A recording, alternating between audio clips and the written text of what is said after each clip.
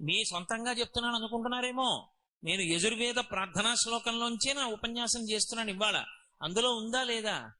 ధ్యాయేత్ ఈప్సిత సిద్ధయే ధ్రువపదం విప్రోభిషించే శివం బ్రహ్మాండ వ్యాప్తదేహ భసిత హిమరుచాభా సమానా భుజంగై కంఠే కాళాహ కపర్దాహ కలిత శశికళశ్చండ కోదండహస్తాహ.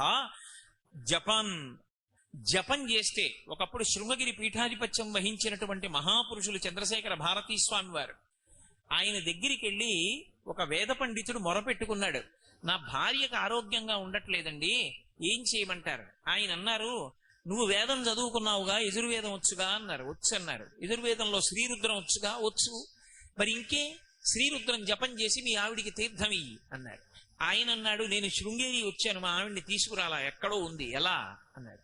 ఏమీ పర్వాలా, రోజు తెల్లవారుజామున స్నానం చేసి తుంగా నది ఒడ్డున కూర్చుని రుద్రాన్ని జపం చేసేసి ఈ రుద్రజపం అంతా అయిపోయిన తర్వాత ఏతత్ఫలం సర్వం శ్రీ ఉమామహేశ్వర పరబ్రహ్మార్పణమస్థ నీళ్లు వదిలేసి అదే తీర్థాన్ని ఉద్ధరిణితో పట్టుకుని మీ ఆవిడ పుచ్చుకుంటోందని భావన చేసి ఒక ఆకులో 3 మాటలు విధులుపెట్టు. అకాల మృత్యుహరణం సర్వవ్యాధి నివారణం సమస్త పాపక్షయకరం శ్రీ ఉమామహేశ్వర పాదోదకం పావనం శుభం అంటూ 3 మాటలు ఆకులో వదిలిపెడుతూ మీ ఆవిడ పుచ్చుకుని తాగింది అని భావన చెయ్యన్నారు. 11 రోజులు ఇక్కడ ఇలా చేసి నువ్వు మీ ఇంటికి వెళ్ళన్నారు. 11 రోజులు శృంగేరిలో తుంగానది ఒడ్డున కూర్చుని జపం చేసి ఆయన ఇంటికి వెళ్ళాడు. వాళ్ళ ఆవిడికి పూర్తి స్వస్థత కలిగింది.